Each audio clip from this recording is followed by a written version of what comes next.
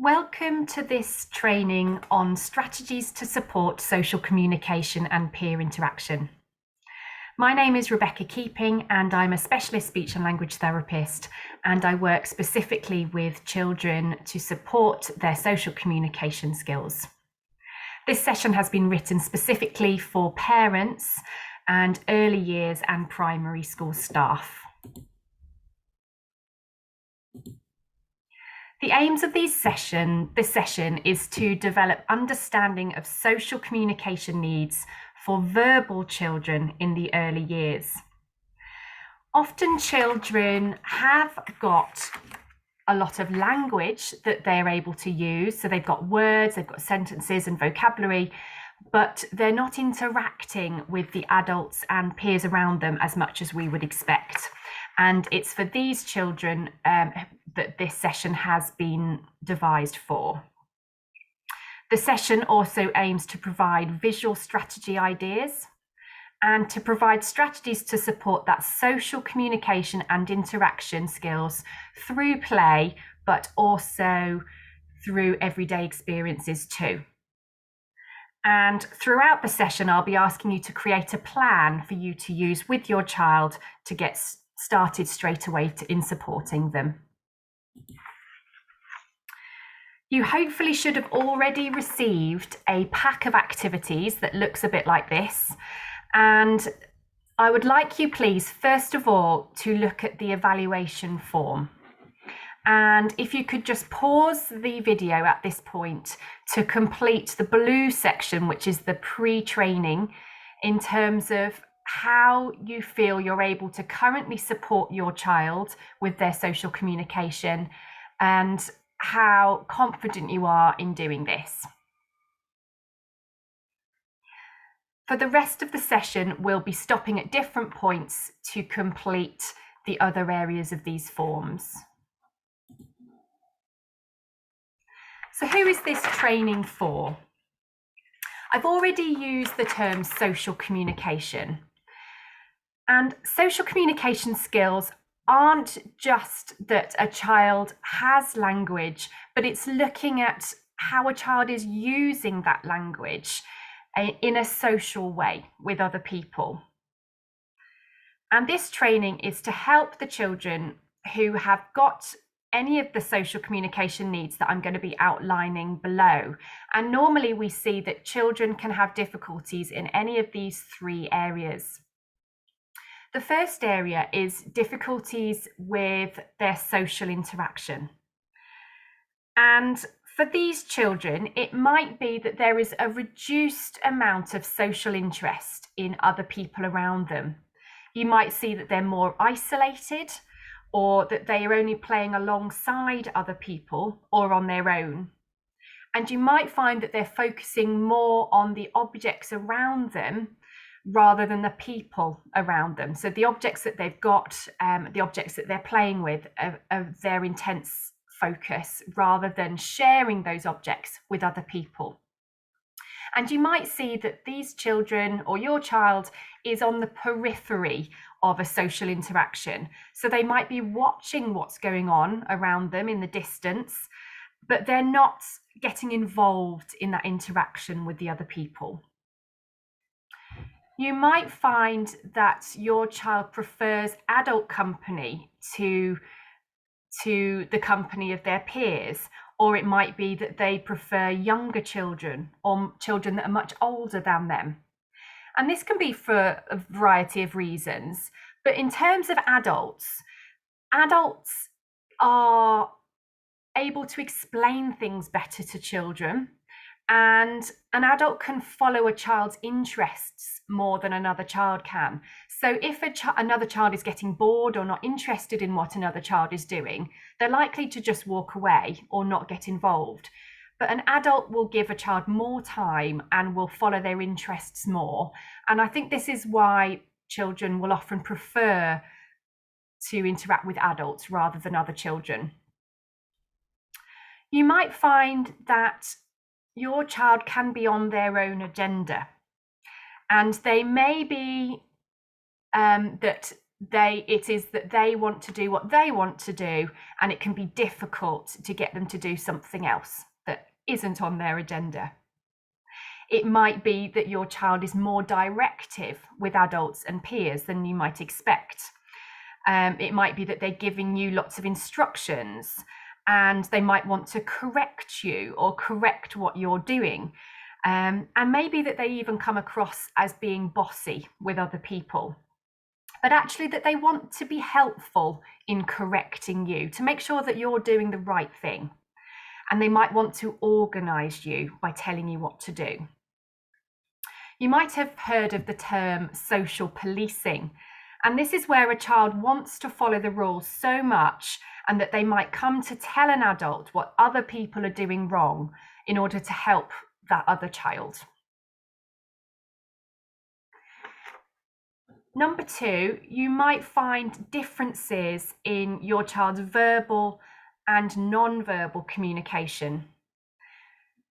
So as I've said already, your child might have good language skills.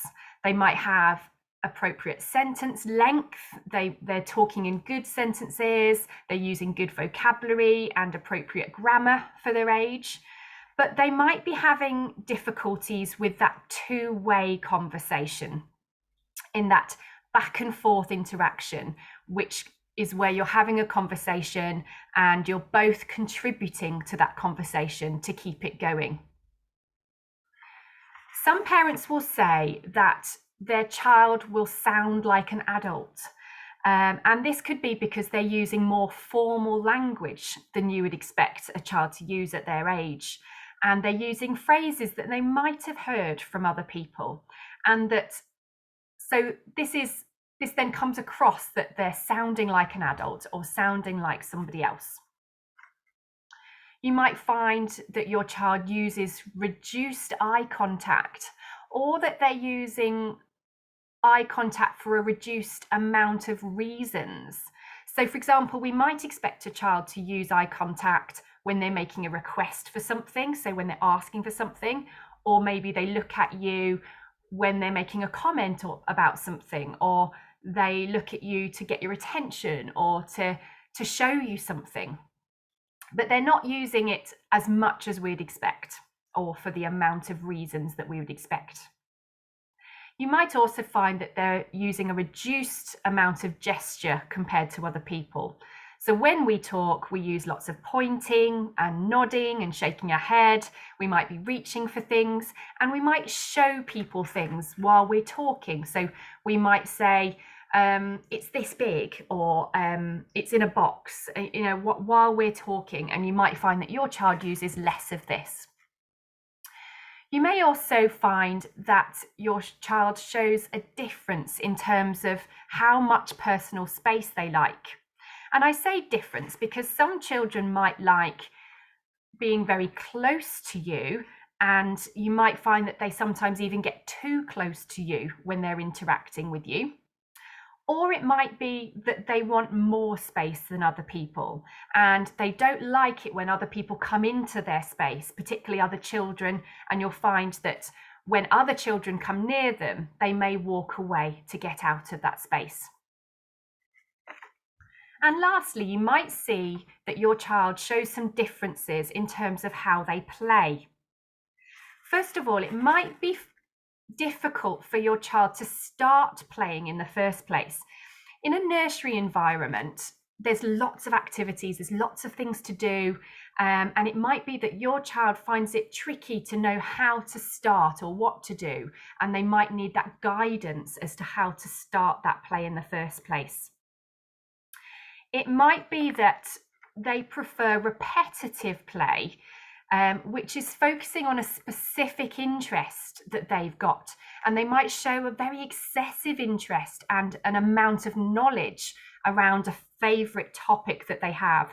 And it might be a favourite person, or a character they had, or a TV programme, or a film, or actually a particular area of knowledge, like knowledge of stones or earthquakes or something like that. And they know a lot about that interest and they want to talk about that a lot. It might be that they are using an object in quite a repetitive way, and they're using less imagination than you might expect. So they might be picking up an object, and they might be doing something that you wouldn't expect them to do. So it might be that they're repeating things like spinning a wheel on a car rather than pushing the car, which would be showing that imagination. And you might see them being less flexible with a toy that you would expect, because they're doing things over and over again, and they don't like it when things change. So when an adult changes that play or interaction, they don't like it, or don't like it when someone changes what they want to do with the toy. You might find that they are engaging in some pretend play with you, but they're doing that pretend play in a repetitive way. So they might be, say, drinking out of a cup or feeding a baby, but you'll find that they're doing the same thing over and over again rather than expanding that role play. And you might find that when they're doing those things over and over again, it might be that they've actually copied that self-pretend or that pretend play. They've seen it from somebody else and they're copying what other people are doing. You might find that your child prefers activities or play which is more what we'd call semi-structured play. So they would like games that already have those rules to them. So maybe inset puzzles where the rule is to put the puzzle together. They might like things like alphabet puzzles or number puzzles because they know what comes next and there is a rule that's already been created. Or a game such as like hopscotch, where there's a specific rule to have, and that means that they don't have to use those imagination or flexibility skills because the rules are already there for them. So what I'd like you to do now is, again, pause the video, and I want you to think about your child's communication needs in terms of the 3 areas that I've just gone through. So using the action plan template that you have, I want you to think about your child's social interaction, their non-verbal or verbal communication, and also the play that you see them doing at home. You might want to go back a little bit on the video we've just been watching to remind yourself of those 3 areas.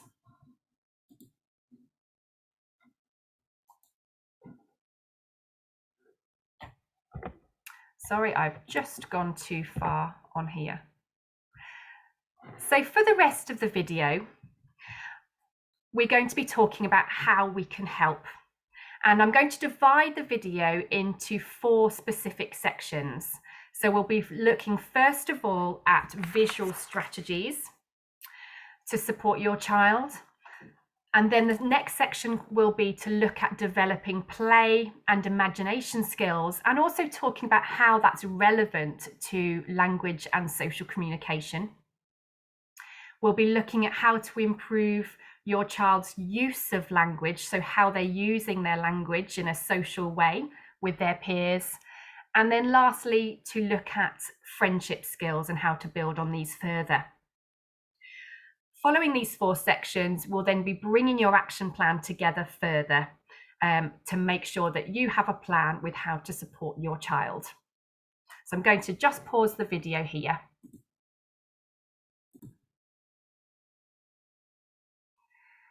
So we've talked about what social communication is and the types of difficulties that young children might have with their social communication. And in this section, we're going to be talking about visual strategies or visual supports.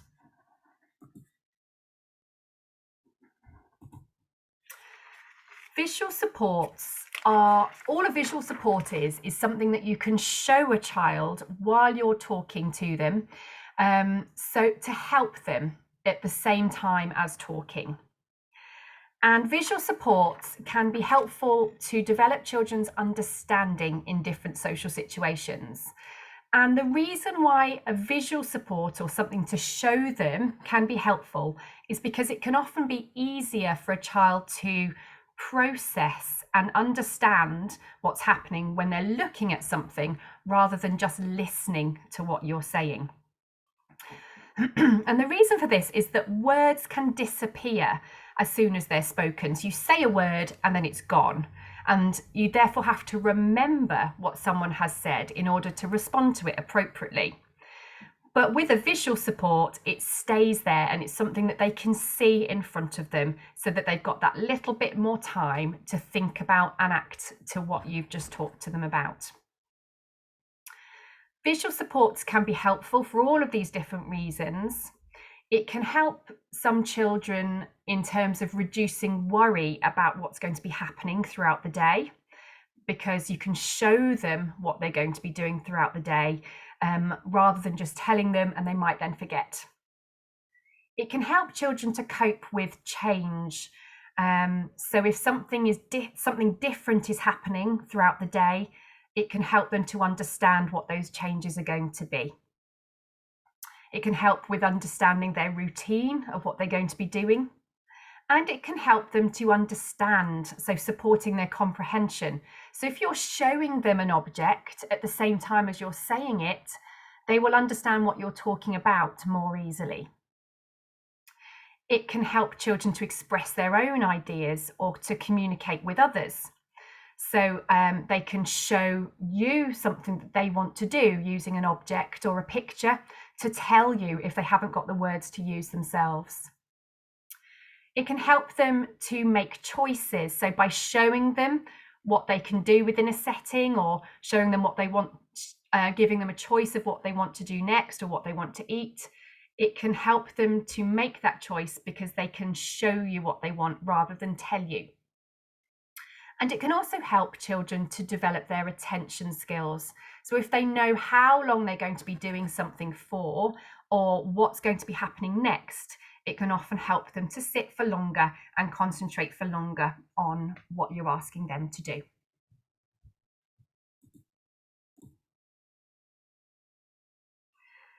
I'm going to talk through some different visual supports that may be helpful to use with your child, both at their nursery or school, but also at home as well.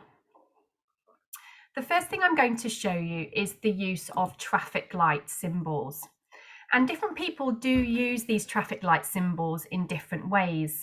But they can be really easy to carry around. You can clip them on the side of your belt, I've seen people use, or just keep them in your pocket to use with them.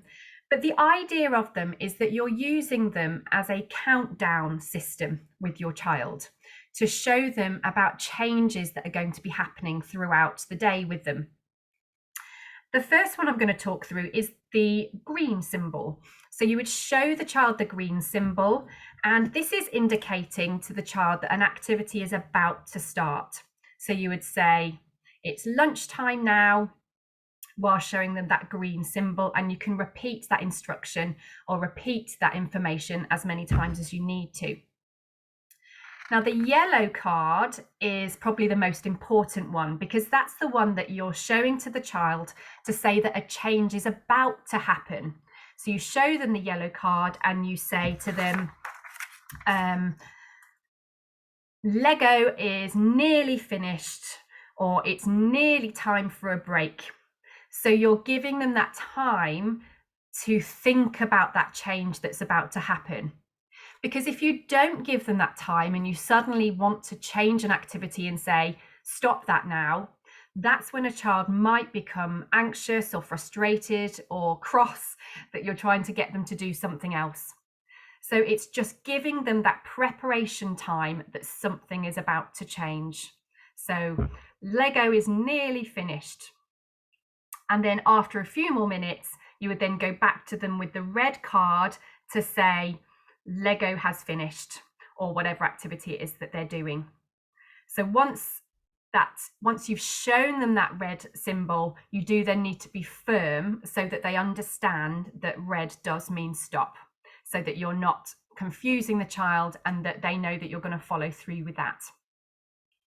So this can be used at any kind of transitions that you have. if you know that they're at the park and that you know that they're not going to want to go home, or they're in the bath and you know they're not going to want to get out, or actually to get in the bath in the first place and they're doing something else, you can be saying that that activity is finished and then it's nearly time for the bath, and then it's time to stop the activity before the bath.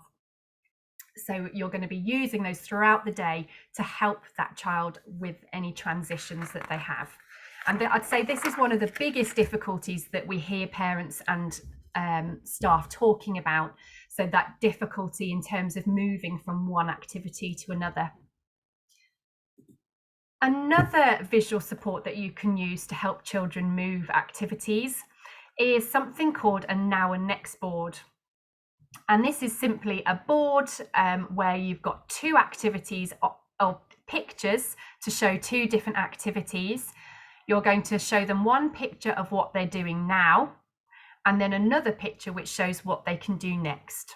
So for example, now we're going to do some work. Now it's maths. Next it's Lego. So they can see what's going to be happening next. And this can be helpful to show a child that, okay, they don't want to do that work, but they're going to get a treat later. So it's a bit of a motivation for them. And they know that they're not going to be doing that work forever. So they're going to be able to focus their attention on that work to get the Lego in a bit.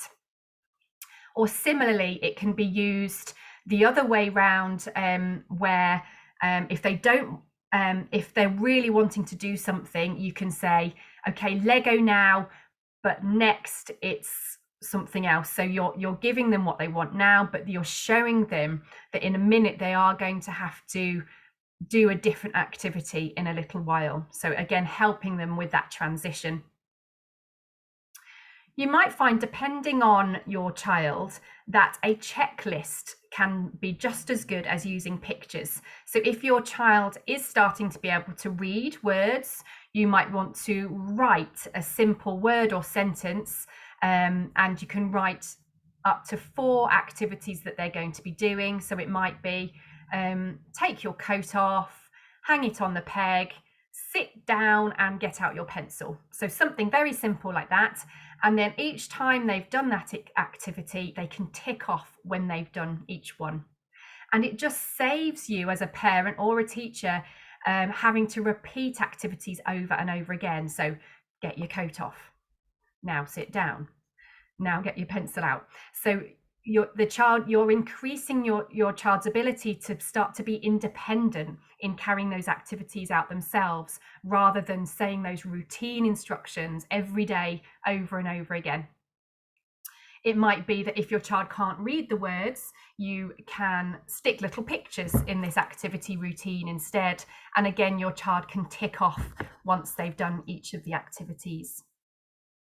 I feel another situation where this can be really useful is getting dressed, or having breakfast, or getting your bag ready for going out the house, things like that. So those routine things that you want your child to be doing, where, you know, it's things like get dressed, brush teeth, have a wash, that they can follow those activities on their own without you having to continually say, now can you do this? Now can you do this? Because they've got that visual support in front of them to help them. This is another way of supporting your child to understand what they're going to be doing next or throughout their routine. And this is called a visual timetable. So this particular visual timetable has been set up in a very, it's for an education or a school setting where they've got English, then break time, then math, then lunchtime, then PE, then IT, and it can show them what they're going to be doing throughout the day. But you can easily have one of these set up as well for those pictures, for those routines that you do at home, or even within a play setting as well. So you could be saying, we're doing circle time, followed by free play, followed by snack time, to again show the child what they're going to be doing, or showing the child those routines of put your pajamas on, brush your teeth, then story, then bedtime. So it's helping your child to understand that routine. And what I think these can be so amazing for is helping your child just accept that that is what needs to happen. From a personal experience, I used to use this with my own daughter, who every day would say, no, I'm not going upstairs. No, I'm not getting ready for bed. And then I would get out this visual timetable, which would show, get your pajamas on, brush your teeth, go to the toilet, read a story. And as soon as I got the pictures out, she might moan, she might go, ugh, the pictures, but then she'd walk upstairs. And it's like, I find that when you show a child some pictures of it, it's like they accept it more, because maybe it's not you that's telling them to do it, but the pictures are telling them to do it. But it works, and I find it works so much better than just verbally telling a child what to do with your words. And what you can do is, this particular one here is the pictures have been stuck on with blue tack or Velcro, and after each of the events that you do, you can pull off the event that you finished. So you could say, English is finished, take off the picture, and then say, now it's break time. So you're working through that visual timetable throughout the day, and your child is continually getting updated about what's going to be happening next. This picture on the right is another way of using this visual timetable with some words and some pictures, which again, they can work through. This is an example of a more complicated visual timetable, which can help children to understand what they might be doing throughout the whole week.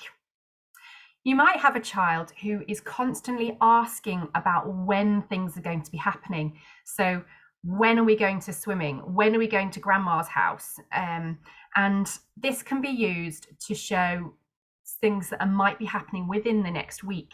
Or obviously you can use a whole calendar to show them about a whole month that might be happening, if you feel your child can understand that. So you can show them, well, today is Monday and we have school, and on Saturday we're going swimming. So that is 1, 2, 3, 4, 5 sleeps until swimming. And again, because it's visual like that, it can just help a child to understand that idea of time and what's going to be happening in the future. And it can also help children to understand about changes. So perhaps if there's a bank holiday or a school holiday, which means that they're not going to school, you can show them on this chart, and you can show them in advance of when it's going to be happening, so that it's not a sudden surprise. So you can have school, school, school, and then Thursday is that you're at home instead of school because it's the holidays. So it can help them to understand and get used to those changes. And if you are going to be doing things after school as well, you can also show them what's going to be happening then. One of the things to show you here is that surprise card. And it doesn't matter what that surprise card looks like, but here it's a star. And this is to have available to use with your child, that you can put onto your chart if it's something that suddenly is happening at the last minute, because we know that things happen unexpectedly and we can't always prepare what's going to be happening throughout the day. So suddenly someone might arrive at the door, which means that you're then late for football, or maybe someone gets ill so you can't go to football. So you'd have a surprise card, and you would then explain to the child that the surprise has happened, so therefore you're not doing football anymore. And the more you use that surprise card, the more your child will start to understand that surprises do happen, but then their child will still know what's going to be happening after that surprise, because you can again talk through. So we're not going to football today, but instead we're going to watch TV, and then it's bedtime. This is a picture sequence card, and these are for the routines that never change. They're not Velcroed, or you can't take them off, because they are routines that you'd always like the child to follow in this order. So this can be particularly useful in the bathroom for how to wash your hands, or how to brush your teeth, or even how to get dressed. So I see children when they start reception who find it really tricky to get dressed by themselves for PE. But if they have a picture sequence here for them, they can see that, for example, they need to put their socks on before their shoes and not the other way around. And they can see what order they need to do things. So again, the teacher isn't having to constantly say, now put your shoes on, now now put your socks on, now put your shoes on, now put your jumper on, and that they can follow that routine and then again start to be able to do these things more independently. Here is an example of a choice board. And this can be particularly useful for children, as I said in the introduction, who can find it difficult to know where to start with their play or know what to go and choose within, even at home or at a nursery or at school. It might be a bit overwhelming to have this many choices of things that they can do on your board. So you might want to just start with putting 2 pictures on the choice board to show them. So perhaps just having the toy cars and then the puzzles and giving them those 2 options. And you can then say to them, would you like to play with the cars or the sand? And you can show them the pictures and then they can point to the item that they want to use, and then you can take them over to that object or that area of the play, or give them those toys that they have. And if this is something that is available to them at home or in the nursery, it can be left on the wall somewhere, they can continually come back to this chart to decide what they might want to do next, or to look at what all the options are. And you can even use this in conjunction with your now and next board as well. So if they choose the toy cars and then the sand, you can then put the toy cars on the now part and then put the sand on the next part, so that the child can see what the 2 next things are that they're going to play with. And I've seen this being done really well before, where I've seen a child go over to their now and next board, say, right, I've got the sand play now, and then they'll finish playing with what they're doing, and then they'll go back to the now and next board again to see what they've chosen to do next. And it just helps them to know and to keep playing again independently, without them wandering around the setting and not knowing what to engage in, and without the adult having to step in to help.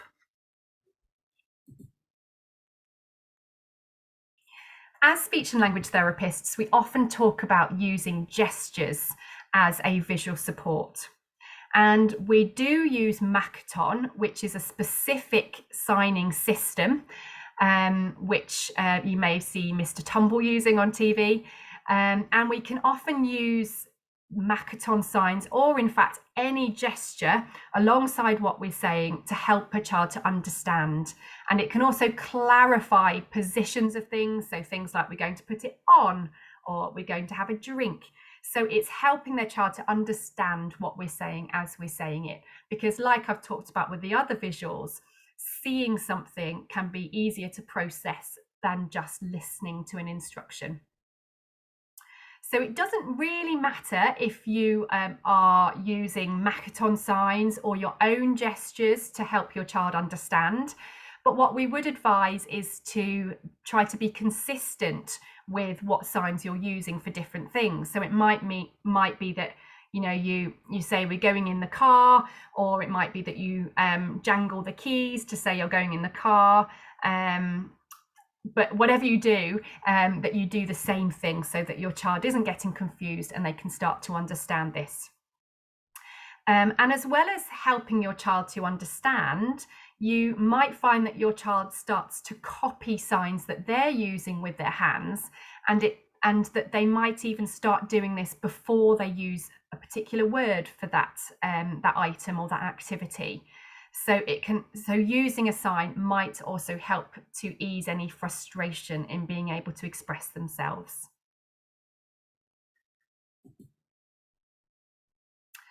Using visual support as reward charts. So reward charts can be used for helping your child to complete a specific adult-directed activity. And like it says here, motivation is key. So whatever reward chart you use, it needs to be something that they're motivated by. And the reward itself needs to be something that the child is interested in. So they're not going to, I don't know, come and do some work with you if you've said to them, after you've done your work, we can eat your broccoli, because they don't like broccoli, and that's not going to be enough to help them to work through it. But actually, if it's an exciting treat or it's an exciting activity that they like playing with, they're much more likely to do that activity with you. So what your reward chart will look like will depend on how much you think your child will be able to do with you. It might be, for example, that for using this one here, you've got 2 stars that they would stick onto the chart, and once they've completed those 2 activities, they get the reward that you've promised them. So you would stick the reward on here on the chart. So again, using a blue tacked picture or Velcro to show them what they're going to get once they've completed their 2 activities. Or it might be that they just complete 1 activity if you feel that that's what your child needs. So it says, I am working towards, and you would show them the car activity, and then you would give them the 2 stars and they would get their car. This is another one, which again is showing that perhaps this child is interested in football, and they get 5 football tokens before they get their reward. So we'd say keep the reward chart in sight so that you can continue to motivate your child while you're doing the adult directed activities with them. And you need to be very specific in what you want your child to do, and what you expect your child to achieve before they get their reward. And lastly, it's about being specific in your praise. So when you're giving them the feedback to say, I'm giving you your token because you completed your 5 questions, so that, or because you concentrated on your reading.